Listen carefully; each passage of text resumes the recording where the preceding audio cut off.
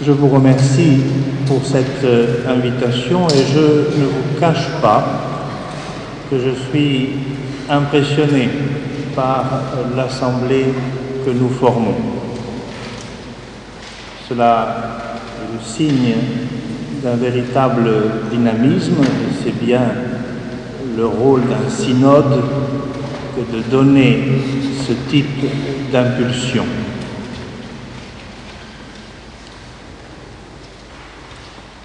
On m'a demandé d'ouvrir cette série de 4 rencontres consacrées à la communauté chrétienne et le thème de cette journée est le mystère de l'Église.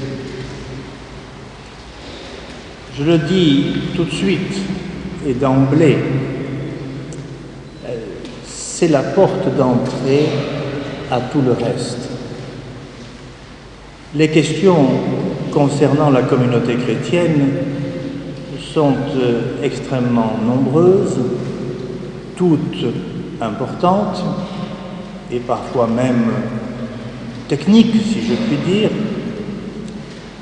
Par exemple, la relation ministre-laïque, que sais-je, ou l'Église et l'État, ou que sais-je encore.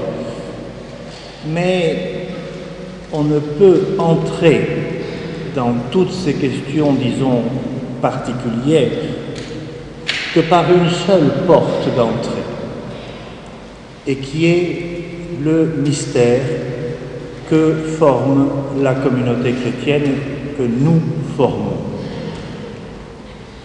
Si l'on rate cette porte d'entrée, on pourra aborder toutes les autres questions de façon souvent très intéressante, mais marginale.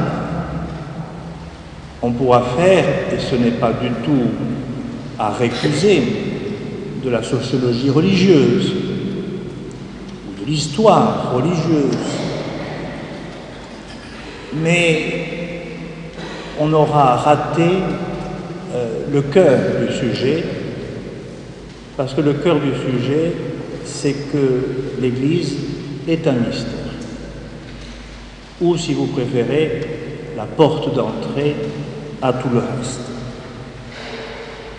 Voyez, le Concile Vatican II, dont on va fêter l'année prochaine, en 2012, le cinquantenaire de l'ouverture, le Concile Vatican II a pour thème central l'Église. Et dans la vingtaine de documents du Concile Vatican II, la Constitution Lumen Gentium est le texte majeur du Concile. Il est comme le centre d'une roue qui tient tous les rayons, de sorte que les 19 autres textes gravitent autour de Lumen Gentium pour en développer tel ou tel aspect. Et Lumen Gentium, le texte central, la grille de lecture, si j'ose dire, de tout Vatican II, Lumen Gentium commence, c'est son chapitre premier, qui est intitulé « L'Église est un mystère ». Nous avons par conséquent dans cette affirmation l'énoncé source qui va nous indiquer un certain nombre de points qui relèvent de la nature profonde de la communauté chrétienne. Je prends un exemple rapide. Les exemples ont toujours leurs limites, mais ils peuvent être parfois éclairants. Si l'on est éclairé par ce qu'est une personne humaine, ce qu'est profondément une personne humaine, on est dès lors capable de reconnaître cette dignité unique au monde, quelles que soient ses manières de se présenter. L'enfant dans le sein de sa mère est une personne humaine. Le vieillard, très diminué, est une personne humaine.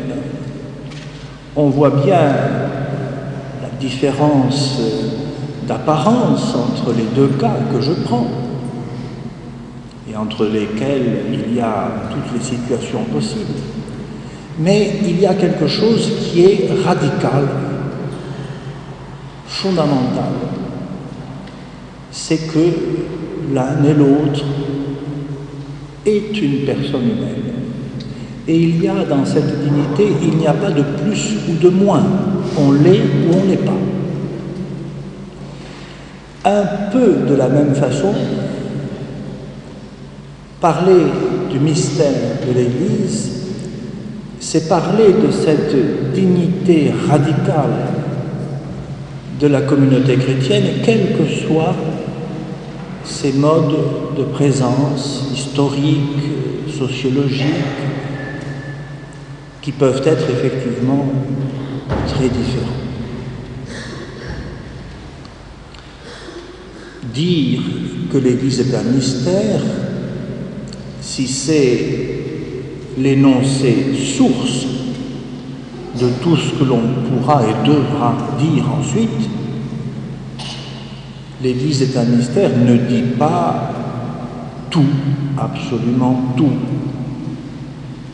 Mais ce qui est exprimé par cette expression ne devra jamais être oublié lorsqu'on abordera dans les réunions prochaines des points plus particuliers, peut-être plus concrets. Alors, le mot mystère possède deux sens et non pas un seul. Le premier sens est plus familier à la tradition latine qui est la nôtre,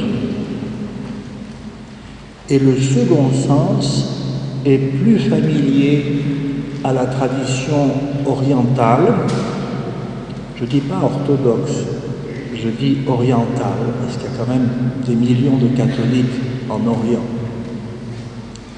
Donc, second sens, plus familier à la tradition orientale, et il faudra pour nous, latins, récupérer si besoin est ce deuxième sens qui n'est peut-être pas spontané pour nous. Et ce sera tout simplement le plan de mon exposé que je vous propose maintenant. Le premier point sera de dire que l'Église est un mystère, c'est-à-dire, sens latin, ce qu'elle est nous est révélé par Dieu et nous le recevons dans la foi. Nous avons là l'objet des numéros 2, 3 et 4 de ce premier chapitre de Lumen Gentium. Et puis deuxième point, l'Église est un mystère, c'est-à-dire qu'à l'image du Christ, qui est sa tête et son époux, à l'image du Christ dont l'humanité nous donne la vie divine, eh bien l'Église, elle aussi, nous donne humainement la vie divine par la parole qu'elle transmet et les sacrements qu'elle célèbre. Ici, nous avons l'enseignement de Lumen Gentium numéro 1 et numéro 8.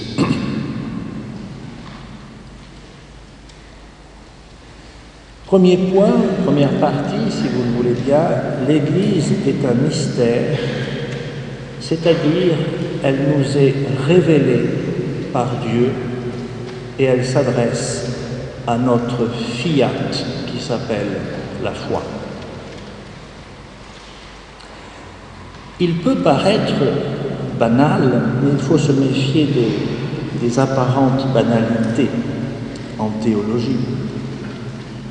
Il peut paraître banal de dire que la communauté chrétienne, et à commencer par la nôtre, celle que nous formons ici et maintenant, est un mystère dont seule la foi peut nous permettre la réception. Assurément, banal peut-être, parce que cela fait 20 siècles qu'on le répète, sous une forme et sous une autre, ou sous une autre. Mais c'est à chaque époque et à chaque génération qu'il faut refaire personnellement et communautairement cette démarche du fiat de la foi. Saint Paul disait aux chrétiens de Corinthe, vous êtes l'Église, c'est-à-dire le corps du Christ.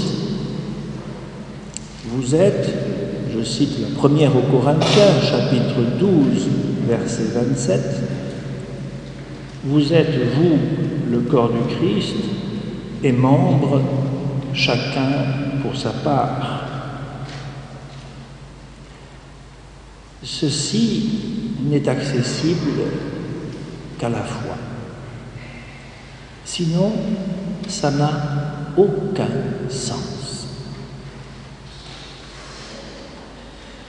Saint Paul toujours dit à son fidèle collaborateur, Tite, « La grâce de Dieu, source de salut pour tous les hommes, s'est manifestée, nous conduisant au Christ, qui s'est livré pour nous, afin de purifier un peuple qui lui appartienne en propre. » Le peuple de Dieu n'est donc pas d'abord une réalité sociologique comme l'est le peuple français. C'est une réalité théologale, c'est-à-dire du point de vue de Dieu révélé, du point de vue de l'homme reçu dans la foi. Et voyez, c'est l'Église en son entier qui est mystérieuse. Il n'y a pas dans la communauté que nous formons, d'un côté, son aspect sociologique, visible, concret, historique. Et il n'y aurait pas d'un autre côté une autre communauté qui serait spirituelle, invisible. Ces deux aspects de la communauté chrétienne, à la fois visibles et invisibles, ces deux aspects font partie de notre foi. Un peu, d'ailleurs, à la façon du Christ lui-même. Dans le mystère du Christ, il n'y a pas d'un côté le Fils de Dieu, Dieu le Verbe, seconde personne de la Trinité, et d'un autre côté le Fils de Marie, l'homme concret. Non, le mystère du Christ est justement le mystère de l'alliance de Dieu et de l'homme en une seule personne. Et d'une certaine façon, le mystère que nous formons, c'est l'alliance de tout ce qu'il a d'humain, visible, historique, avec tout ce qu'il a de spirituel, invisible, éternel. Ça ne fait pas deux, ça fait un. Vous voyez, il ne faut pas lier mystère et invisible. Ce qui est visible dans la communauté chrétienne est tout aussi mystérieux que ce qui est invisible. Prends une comparaison, avec toujours les limites de toute comparaison. Un aveugle retrouve par miracle la vue à Lourdes, par exemple. Mais ça peut être aussi à Notre-Dame de Laguet. Ce miracle a quelque chose de visible. Et d'ailleurs, c'est le rôle de la science médicale que de le constater. Cet homme, dont l'œil est dépourvu de nerfs optiques, par exemple, voit. Normalement, il ne devrait pas voir. Il voit. La science médicale s'arrête là. Elle constate un phénomène. Et un phénomène qu'elle ne peut pas expliquer. Mais la foi, elle, nous fait considérer ce phénomène que tout le monde peut constater, cet homme aveugle le voit, nous fait constater ce phénomène bien concret, comme un signe.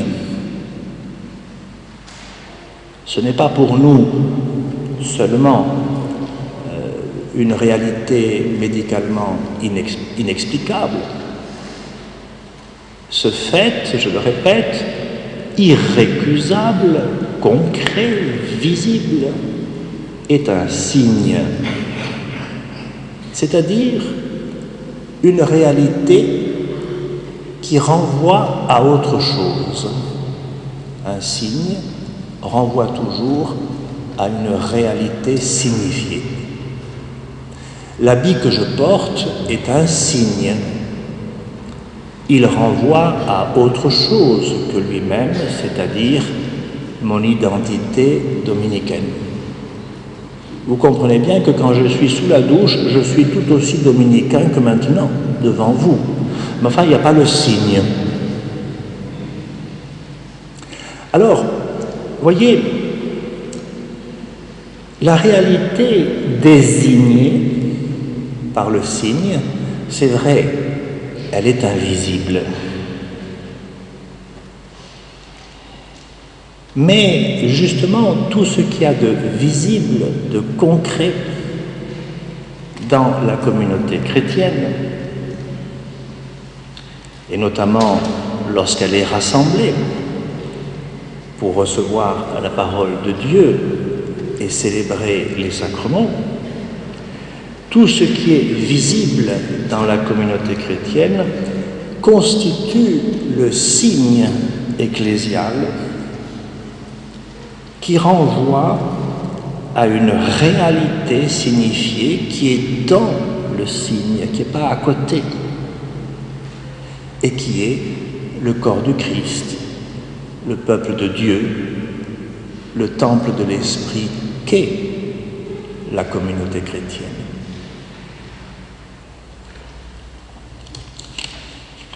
Que cette communauté, celle que j'ai en face de moi, et dont, grâce à Dieu, je fais partie, que nous soyons ici et maintenant une communauté une, sainte, catholique et apostolique, nous le croyons. Et c'est pourquoi nous confessons dans le credo: je crois que l'Église est une, sainte, catholique et apostolique. L'Église telle qu'elle est rassemblée ici, maintenant.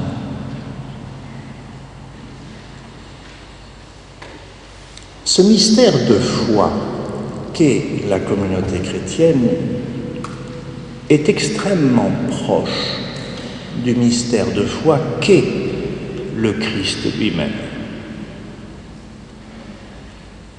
Saint Paul, qui est le principal docteur ecclésiologue du Nouveau Testament, a essayé de nous le faire pressentir à l'aide des deux expressions principales chez lui, quand il dit que l'Église est le corps dont le Christ est la tête, et tête et corps, ça ne fait pas deux,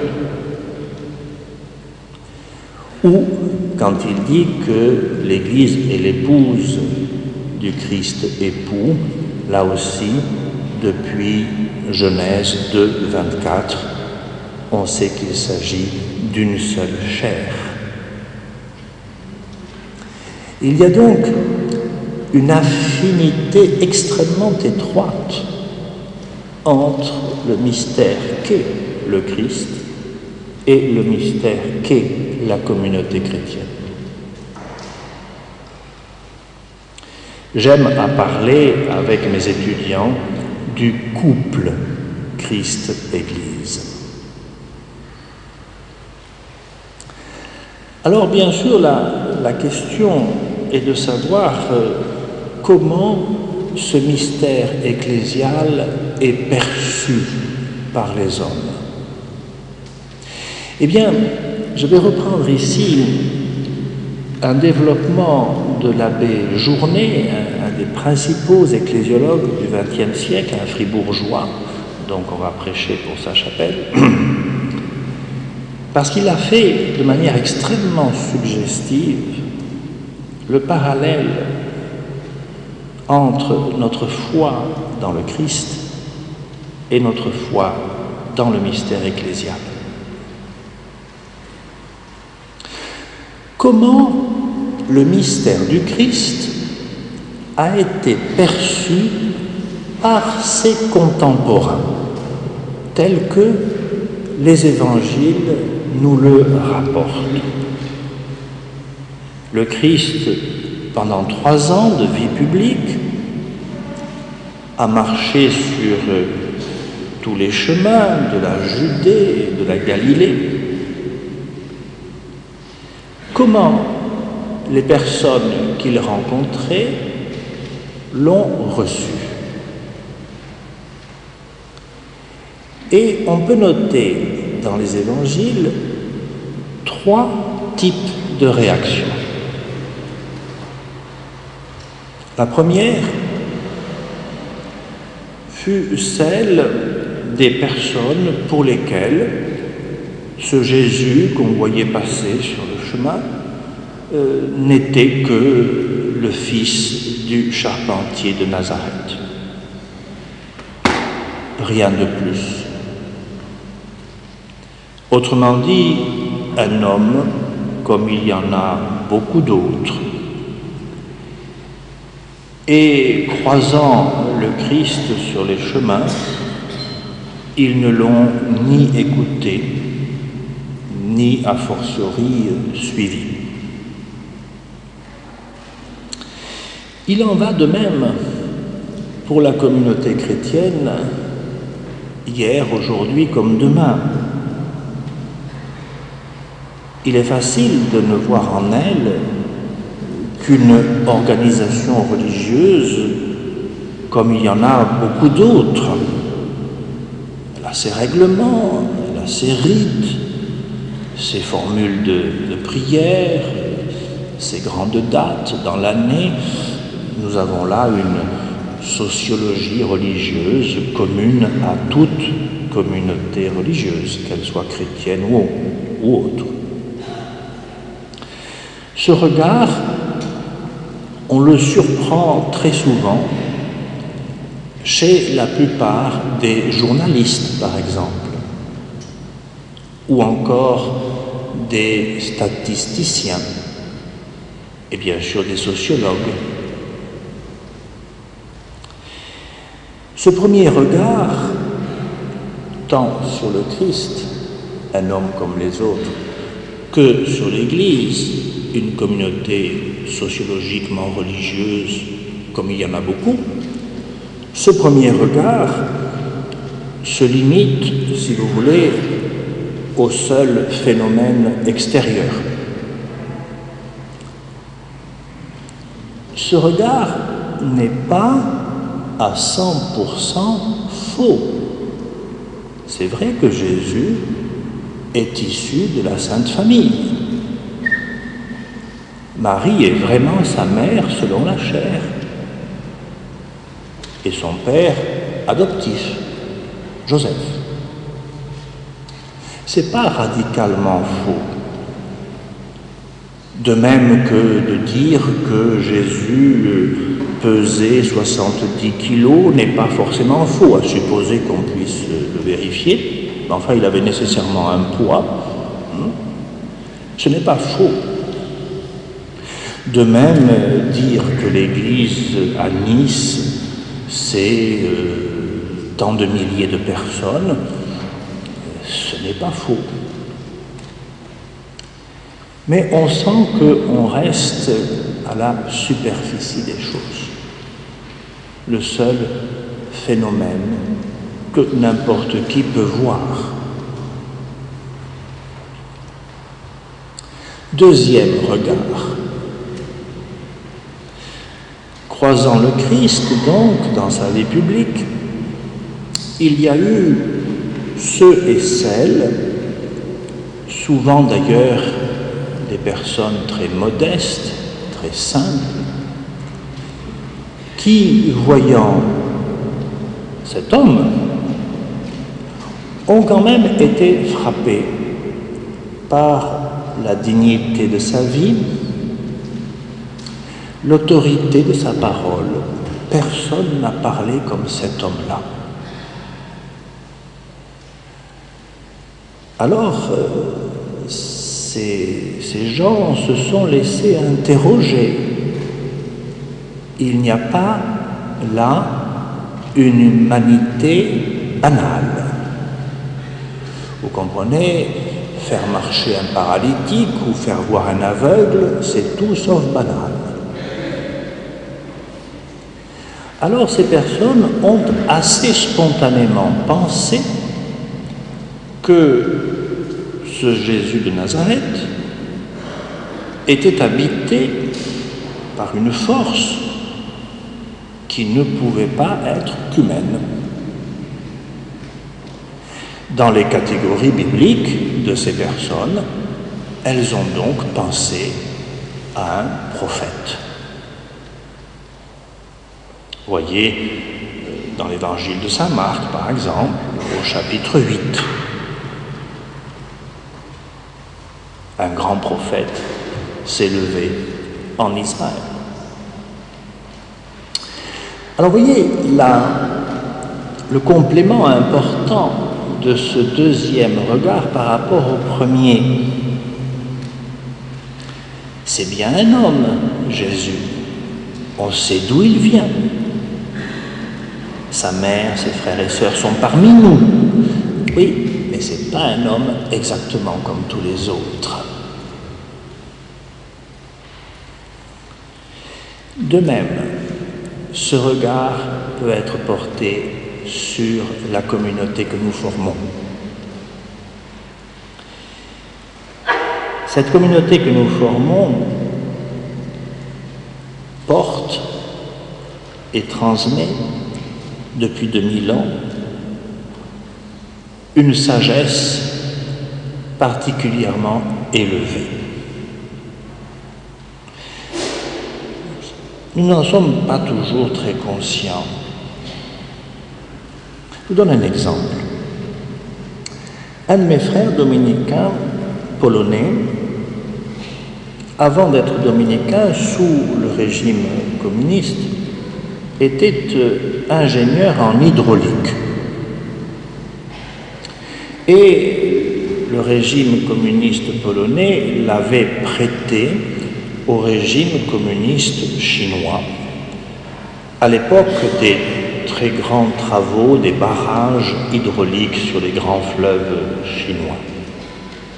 Et il était responsable d'une partie d'un grand chantier. Et un jour d'hiver, il a vu un ouvrier chinois tomber à l'eau, et une eau froide, une personne qui manifestement ne savait pas nager, bref, en train de se noyer. Alors, lui sachant nager, il a sauté à l'eau pour récupérer et sauver l'ouvrier. Très bien. Mais évidemment, compte tenu des circonstances climatiques, il en a retiré une congestion pulmonaire et 15 jours d'hôpital. Sur son lit d'hôpital, il vit arriver le directeur du chantier chinois qui lui dit ceci, et l'histoire est vraie, je la tiens de mon frère lui-même. Le directeur du chantier qui lui dit « Monsieur, ne refaites jamais ce que vous avez fait. Parce que vous comprenez, des ingénieurs en hydraulique, nous en manquons, alors que des ouvriers, on en a tant qu'on veut. » Voilà une culture qui n'a pas la notion de la personne humaine et de la dignité qui lui est attachée, quelle que soit la condition sociale, économique du sujet. Et si nous l'avons, et si elle nous paraît si évidente, mais c'est à l'Évangile que nous le devons. C'est pas Aristote qui nous l'a donné, lui pour lequel les esclaves étaient comme des bêtes. Voyez, cette communauté, elle porte une sagesse qui, quand on la compare à d'autres, a une singulière profondeur, ce qui ne dévalorise pas les autres, mais qui nous permet de saisir la richesse que nous avons dans les mains. À chaque époque aussi, on peut faire valoir que dans cette communauté, des hommes, des femmes, ont brillé par une singulière qualité de vie. Les saints, canonisés ou non, l'héroïsme quotidien de l'authentique charité. Cette communauté, depuis 2000 ans, parcourt l'histoire, affrontant parfois de terribles persécutions, et néanmoins se renouvelant dans la succession des générations, la variété des cultures, ayant une identité vivante. Il suffit de voir un quart d'heure de reportage sur les Journées mondiales de la jeunesse, qu'elles soient à Madrid ou ailleurs. Alors, il y a pour ces personnes, dans cette communauté de type religieux, quelque chose qui semble ne pas être comme n'importe quelle communauté de type religieux. Cette communauté ne laisse-t-elle pas apparaître quelque chose qui est au-dessus des seules forces humaines? Le parallèle ici avec le Christ a néanmoins une limite qui saute aux yeux. C'est que le Christ était sans aucun péché. Alors que la communauté que nous formons est une communauté de pécheurs. Ce qui explique, en particulier, que dans ces 2000 ans d'histoire qui nous précèdent, il n'y a pas que des grandeurs, loin de là. Ces grandeurs, elles y sont, mais il y a aussi de tragiques scandales, bassesse. Ne le cachons pas, parce qu'il faut être réaliste. Mais il faut rebondir. Oui, c'est vrai. Mais justement, ces scandales, ces bassesses chrétiennes depuis 2000 ans, elles auraient dû peut-être faire éclater cette communauté. Et malgré ça, elle subsiste. Est-ce qu'il n'y aurait pas en elle quelque chose de plus qu'elle?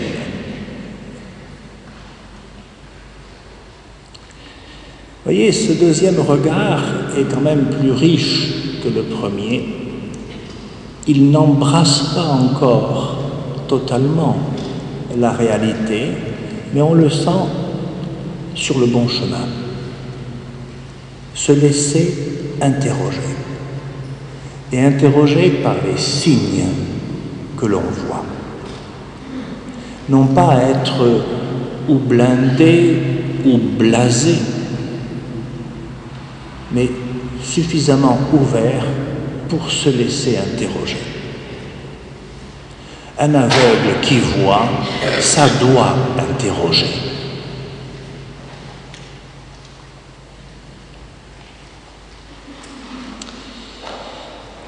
Troisième regard.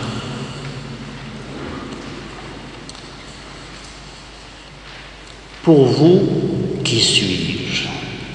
Dit Jésus à ses disciples. Et c'est, vous le savez, le moment de la réponse de Pierre. Tu es le Christ, le Fils du Dieu vivant. Voilà la réponse décisive, celle qui montre qu'on a reçu ce que Dieu a voulu nous manifester. Voilà la foi confessée par un cœur d'homme. Et il en va de même pour la communauté que nous formons. Le cap décisif sera franchi lorsque nous confesserons de cœur et de bouche, comme dit saint Paul aux Romains, vraiment cette communauté, celle que nous formons ici et maintenant. Elle est le corps du Christ, le temple de l'Esprit et le peuple de Dieu. Voilà cette confession de foi dans le mystère de l'Église. Cette communauté visible, humaine, bien observable, elle est la communauté des hommes avec Dieu, dont le Christ est la tête et le Saint-Esprit est l'âme.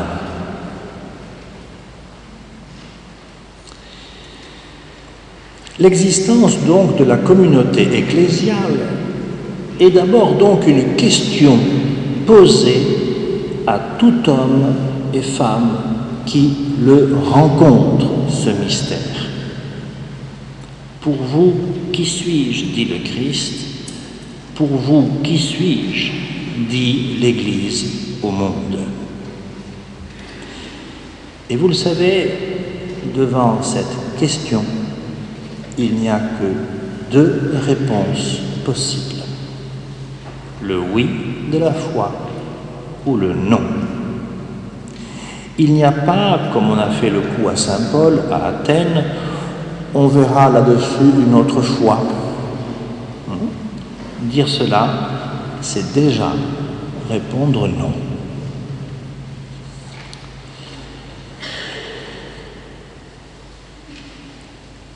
Il est donc pour nous d'une importance vitale de sans cesse revivifier cette conscience profonde d'être membre de ce corps.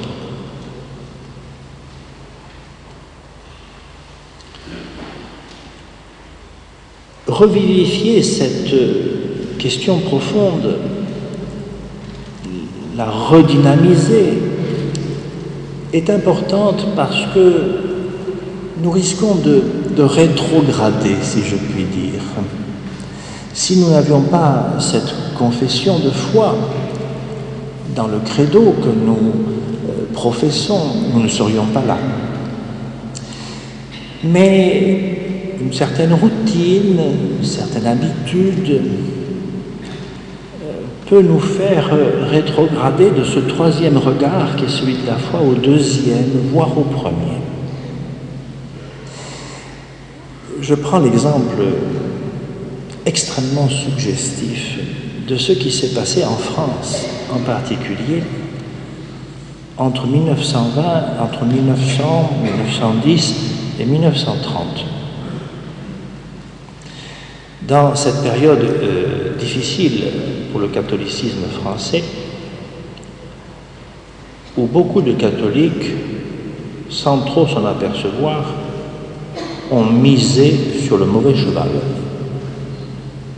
À cette époque, il y avait une expression politique en France qui s'appelait l'Action française et qui était devenue extrêmement séduisante pour les catholiques parce qu'elle prêchait l'alliance du trône et de l'autel.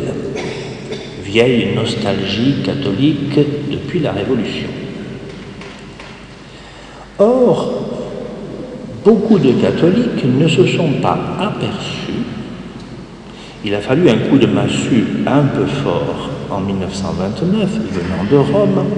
Beaucoup de catholiques ne se sont pas aperçus que l'Action française ne s'intéressait pas du tout au christianisme, ne s'intéressait qu'à la chrétienté, c'est-à-dire à l'expression politique, juridique, sociologique, à un moment donné du christianisme, mais qui n'est pas l'essence du christianisme.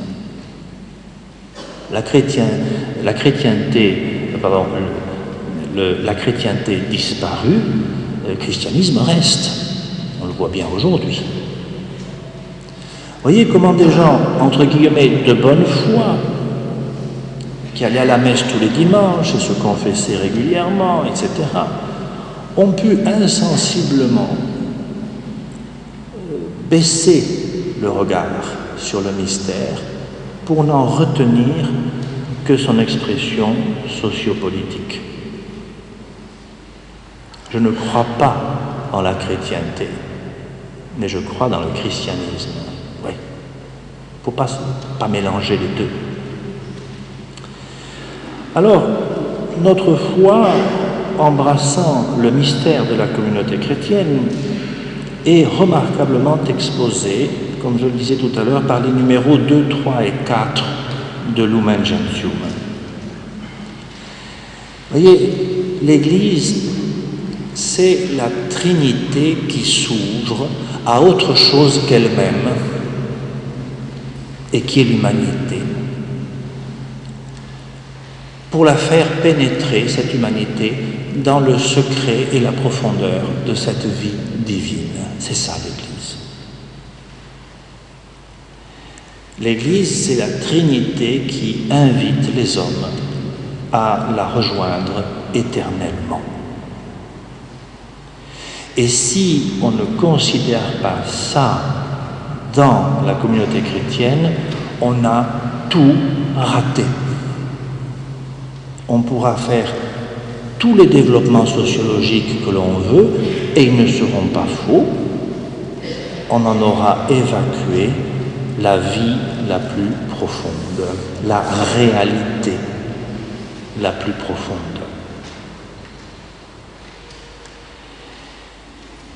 Bien sûr, cette ouverture trinitaire reçue dans la foi demandera que nous ajoutions au mystère ainsi révélé toute la valeur, et elle est grande, de notre vie, notre réponse à la révélation, invitation de la Trinité. Et il faudra, comment dirais-je, que nous entrions dans ce mystère parce que, à partir du moment où la Trinité s'ouvre à autre chose qu'elle-même, eh bien, le mystère de Dieu inclut le mystère des hommes. Et c'est cette inclusion qui s'appelle l'Église.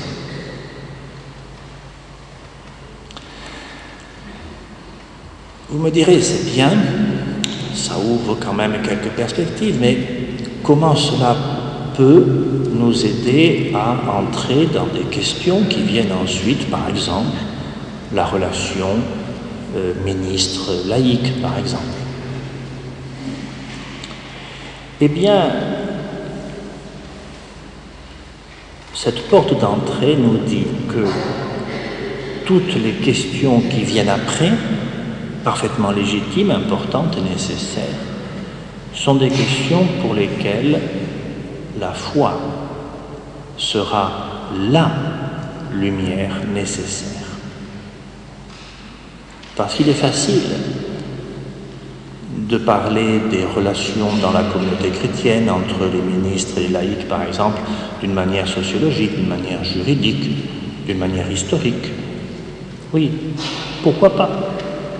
Mais si nous ne commençons pas par recueillir ce que la foi nous dit de cette relation, on ne peut pas avoir une réponse satisfaisante. Ce n'est pas possible.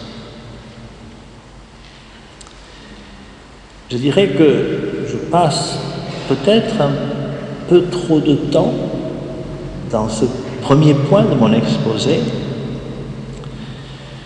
peut-être parce que ce que je dis devrait être banal, mais je crois qu'il n'est pas inutile, même pour nous, qui n'apprenons pas ça ici et maintenant. Je n'ai pas la prétention de vous révéler des scoops. Il est nécessaire de se retremper toujours dans cela, parce que, une fois encore, c'est cela qui va nous permettre d'aller plus loin. C'est un peu comme l'essence dans une voiture. Voyez-vous. Et cela, la foi, doit toujours être profondément cultivée. Ce n'est pas une rente, la foi. C'est une vie qui peut avoir individuellement et communautairement ses hauts et ses bas. Mais venons-en, si vous voulez, au deuxième point, l'Église mystère dans un deuxième sens, qui va nous demander peut-être un petit effort d'adaptation, puisque c'est une veine plus orientale, plus présente à la conscience des chrétiens orientaux que des chrétiens latins. Le mot mystère, qui nous vient des Grecs, signifie d'abord, dans la culture théologique orientale, principalement grecque, le fait de l'incarnation. En un sens, on peut dire qu'il n'y a qu'un seul mystère dans notre religion, c'est l'incarnation. Là aussi, ça fait 2000 ans qu'on le répète, ça peut paraître banal, mais si on y réfléchit un peu, ça l'est moins. Dieu et l'homme dans le Christ, ça ne fait pas deux, ça fait un. Et pour les Grecs, ça, c'est le mystère par excellence. Et voilà la conséquence importante. Du moment que Dieu et l'homme dans le Christ, ça ne fait pas deux, ça fait un, quelle est la relation entre Dieu et l'homme dans le Christ? Parce que Dieu et l'homme, ça ne fait pas deux, mais enfin c'est quand même pas la même chose. Mais dans le Christ, c'est profondément uni. Néanmoins, Dieu reste Dieu et l'homme reste l'homme. Dans le Christ. Mais alors, compte tenu de cette union, du mystère qu'est cette union, quelle est la relation entre cette humanité prise dans le sein de Marie et le Verbe éternel de Dieu. Le premier à avoir lancé la conscience chrétienne sur cela, c'est saint Athanase. Et entre saint Athanase et nous, il y a une suite ininterrompue de grands témoins de la foi, et en particulier Lumen Gentium numéro 1 ici. La relation fondamentale qu'il y a entre l'humanité du Christ et sa divinité est que l'humanité du Christ est le signe et l'instrument de sa divinité. Le Fils de Marie parle humainement, parole humaine. Eh bien, par et dans cette parole humaine que les évangiles nous ont conservée, c'est la parole de Dieu qui parvient à notre cœur. Comme dit saint Augustin, la parole humaine frappe notre oreille, et par elle, la parole de Dieu entre dans notre cœur. Voilà le mystère du Christ, chez les Grecs en particulier. Cet homme qui est le signe et l'instrument de Dieu parce qu'il est Dieu. Eh bien, cela va se retrouver d'une façon propre mais homogène dans la communauté que nous formons. Toute cette humanité ecclésiale qui est présente ici, elle est le signe et l'instrument de la parole de Dieu, du don de la vie divine, la grâce. C'est par et dans cette communauté humaine que nous formons que la parole de Dieu et la grâce de Dieu nous parvient et par nous au monde.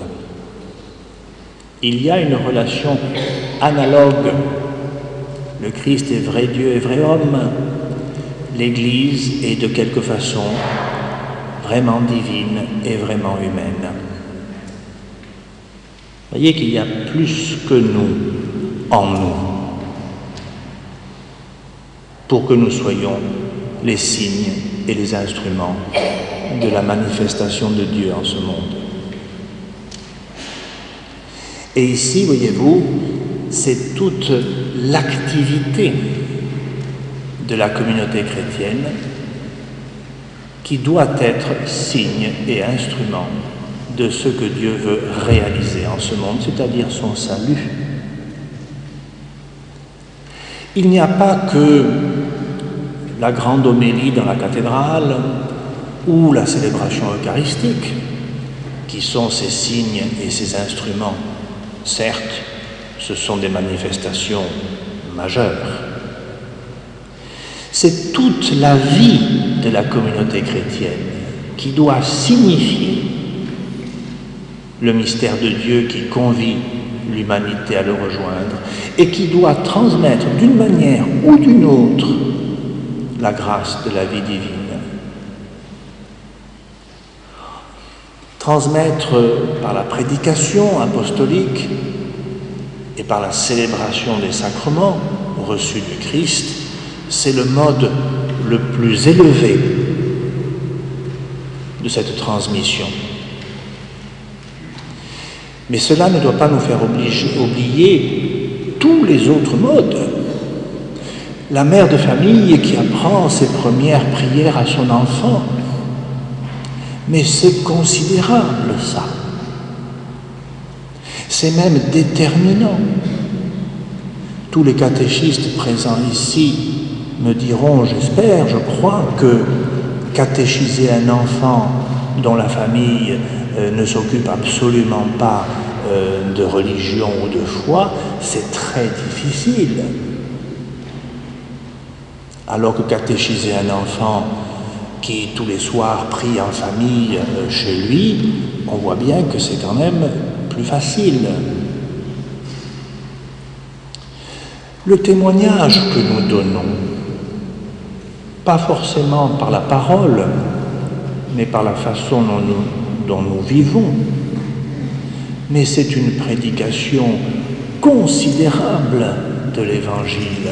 La preuve est facilement rapportée par les contre-témoignages qui éloignent les gens de la communauté chrétienne et de la relation qu'elle est chargée de nouer de la part de Dieu.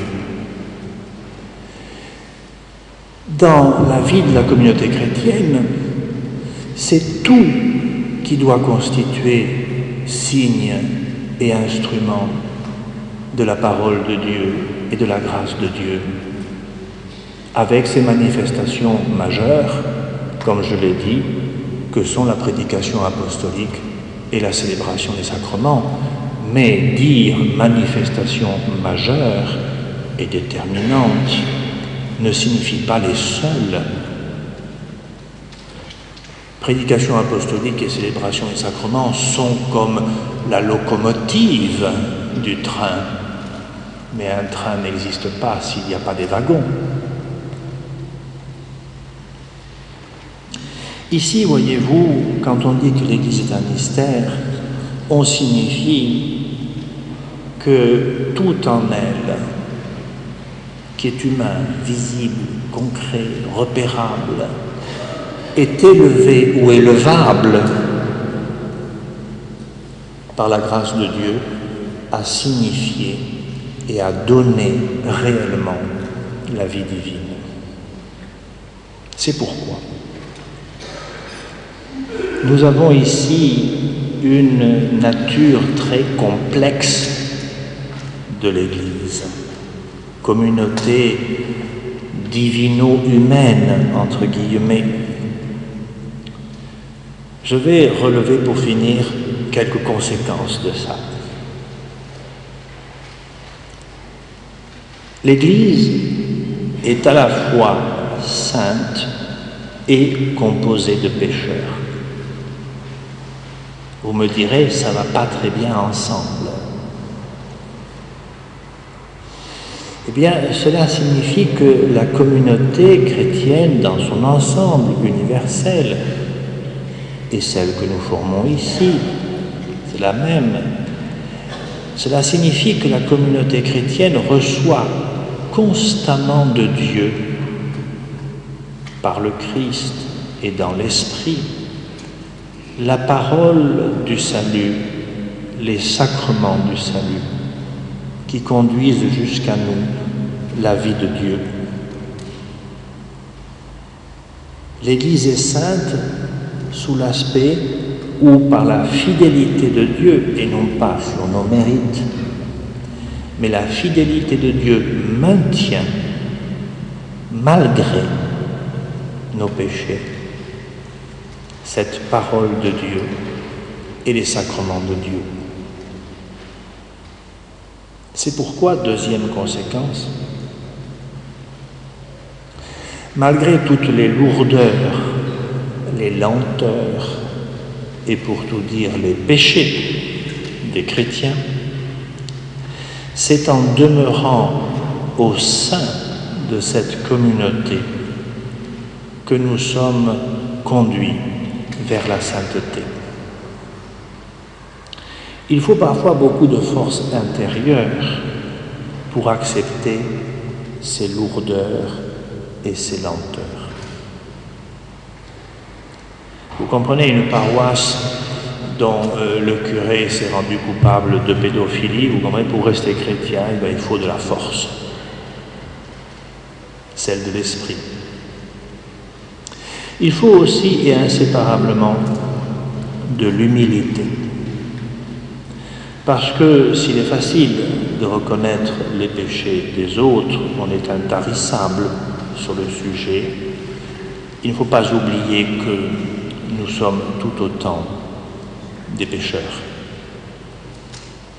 Et que si l'Église est sainte, c'est pour nous, mais c'est aussi parfois malgré nous.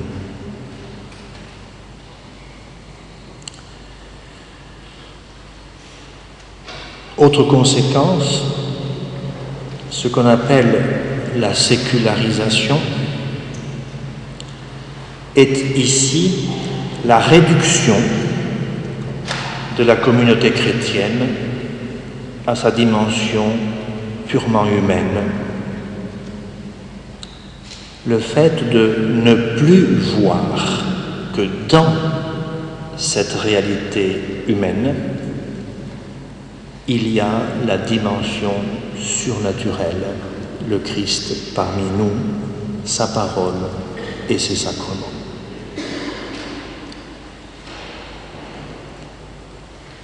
Autre conséquence, l'Église est-elle extérieure à nous ou bien sommes-nous l'Église? La réponse depuis saint Paul est tout à fait claire. Comme le corps humain est formé de différents membres, l'Église, le corps du Christ, est formée par le Christ qui est sa tête et par tous les membres que nous sommes. L'Église, c'est nous-mêmes rassemblés. Il y a là, par conséquent, une loi de solidarité extrêmement profonde. Saint Paul le dit aux Corinthiens, quand un membre est à l'honneur, tous sont à l'honneur, par exemple. Eh bien, cette solidarité, ne la sécularisons pas. Le vrai nom de cette solidarité, c'est la charité. Dans la communauté chrétienne, nous rencontrons à la fois l'unité la plus profonde. C'est la même vie que nous vivons tous ensemble, la vie de Dieu. Et nous rencontrons aussi la diversité la plus large, à l'image du corps biologique. Voyez l'extraordinaire diversité des organes et la complexité donc que ça forme dans un corps biologique.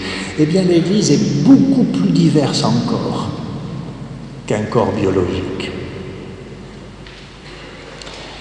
Et d'où la question, quel est le rapport entre l'unité la plus profonde et la diversité la plus large?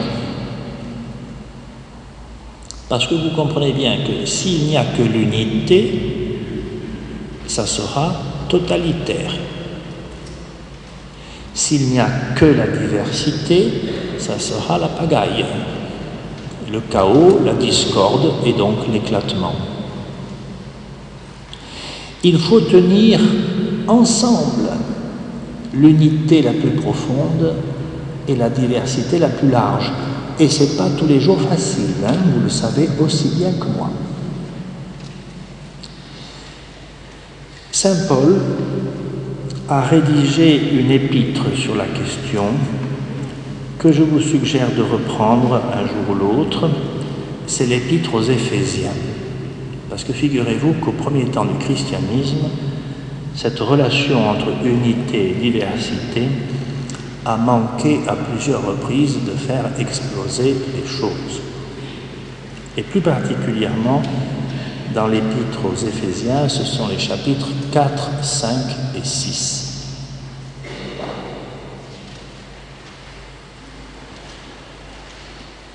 En premier lieu, dit saint Paul, vient l'unité. Un seul Seigneur, une seule foi, un seul baptême, un seul Dieu et Père. Voyez, Éphésiens 4. Et après, vient chez saint Paul la diversité. Et c'est lui, le Christ, qui a donné à certains d'être apôtres, à d'autres prophètes, à d'autres encore évangélistes. C'est toujours le chapitre 4 de la lettre aux Éphésiens. En premier lieu, je dis, vient l'unité. Pourquoi? Parce que ce qui est tout à fait premier, c'est d'être membre de ce corps, de vivre de sa vie. Si je coupe l'un de mes doigts, il ne restera pas un doigt.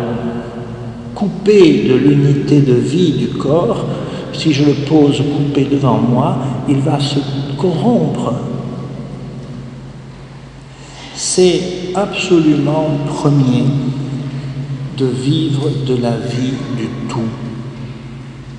Unité de foi, d'espérance et de charité dans l'Esprit Saint. S'il n'y a pas ça, il n'y a rien. Mais vivant de cette même vie, inlassablement reçue de la parole et des sacrements, nous sommes des membres extrêmement divers et donc différents. Et voilà comment dirais-je, la parole décisive, complémentaire. Oui, ce qui fait que la diversité, c'est la richesse de l'unité, c'est que cette diversité ne fait pas de nous des mondes à part, mais des membres d'un seul corps, c'est-à-dire intimement complémentaires. Tous sont-ils pieds, tous sont-ils mains, dit saint Paul aux Corinthiens. Parvenus à l'âge adulte de la foi, nous occupons chacun une place spécifique dans la communauté chrétienne en relation de complémentarité avec tous les autres. Et c'est dans ces relations et par ces relations que la vie reçue de Dieu se développe, s'accomplit et se transmet. Alors que, si ces relations sont mauvaises, cette vie diminue et peut même mourir. Autrefois, dans la conscience catholique du XIXe siècle et de la première moitié du XXe siècle, l'aspect unité de la communauté chrétienne était privilégié et cela donnait une église très hiérarchique, très pyramidale, comme on dit, qui a été progressivement ressentie comme autoritaire, voire totalitaire. De nos jours, en réaction, on privilégie souvent l'aspect diversité, avec le risque, trop souvent réalisé, de fragiliser l'unité. Les désordres, la cacophonie qui est parfois chez nous le montrent bien. Il ne faut abandonner ni l'unité ni la diversité. Si le primat est donné à l'unité, ce n'est pas pour tomber dans un schéma totalitaire, c'est pour que la diversité puisse au contraire être la plus large possible, parce que la plus harmonieuse possible, pour que la vie de l'Église soit, à l'image de certains pères grecs, comme ils le disaient, soit à l'image d'un concert symphonique où les 100 instrumentistes, heureusement qu'ils ont la même partition, voilà l'unité, sous la conduite du chef d'orchestre, et alors chaque instrument peut donner au maximum de son originalité. Vieille comparaison.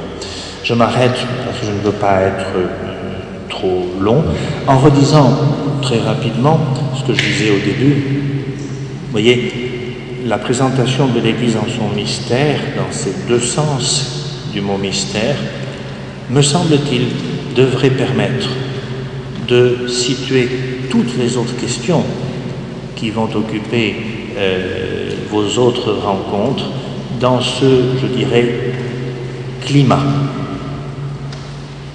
qui n'est rien d'autre que ce que nous donne le Seigneur lui-même, c'est-à-dire sa parole et sa vie.